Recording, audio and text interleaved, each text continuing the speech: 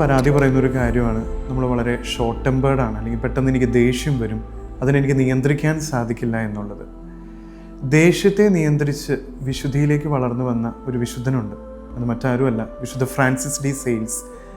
Noble Saint എന്നാണ് അദ്ദേഹത്തെ സഭ വിശേഷിപ്പിക്കുന്നത്.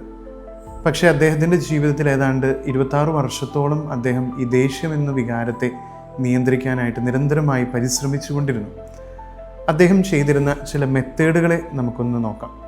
ഒന്നാമതായി അദ്ദേഹം ചെയ്തിരുന്നൊരു കാര്യം തൻ്റെ ഈ വികാരത്തെ തൻ്റെ ബലഹീനതയായിട്ട് സ്വീകരിക്കുക എന്നുള്ളതാണ്. നമ്മൾ നമ്മളെ തന്നെ അക്സെപ്റ്റ് ചെയ്യുക, നമ്മുടെ ഈ കുറവിനോടുകൂടി. അത് തന്നെ അതിന് വലിയൊരു ആശ്വാസം നൽകുന്ന കാര്യമാണെന്ന് അദ്ദേഹം പറയുന്നുണ്ട്. വീണ്ടും അദ്ദേഹം ചെയ്തിരുന്നൊരു കാര്യം പൂർണ്ണമായി ദൈവത്തിൽ ആശ്രയിക്കുക, നന്നായിട്ട് പ്രാർത്ഥിക്കുക. മൂന്നാമതായി അദ്ദേഹം ചെയ്തിരുന്നൊരു കാര്യം അദ്ദേഹത്തിൻ്റെ ജീവിതത്തിൽ ഇഷ്ടപ്പെടാത്ത, ദേഷ്യമുണ്ടാകാൻ സാധ്യതയുള്ള കാര്യത്തെ പെട്ടെന്ന് തന്നെ സൗമ്യതയോടുകൂടി എക്സ്പ്രസ് ചെയ്യുക എന്നുള്ളതാണ്. അത് നമ്മളെ ദേഷ്യത്തിൽ നിന്ന് തടയുമെന്നാണ് അദ്ദേഹം പറയുന്നത്. നാലാമതായി അദ്ദേഹം ചെയ്തിരുന്ന മറ്റൊരു കാര്യം, കൂടുതൽ ദേഷ്യം വരുന്ന സമയത്ത് പ്രത്യേകിച്ച് ഉത്തരമൊന്നും പറയാതെ മൗനം പാലിക്കുക എന്നുള്ളതാണ്. സ്നേഹമുള്ളവരെ, നമ്മുടെ ജീവിതത്തിലും നമുക്ക് ഈ ദേഷ്യം എന്ന് പറയുന്ന ഒരു ബലഹീനതയുണ്ടെങ്കിൽ നമുക്കും സ്വീകരിക്കാവുന്ന മെത്തേഡുകളാണ് ഫ്രാൻസിസ് ഡി സെയിൽസ് നമുക്ക് പറഞ്ഞു തരുന്നത്.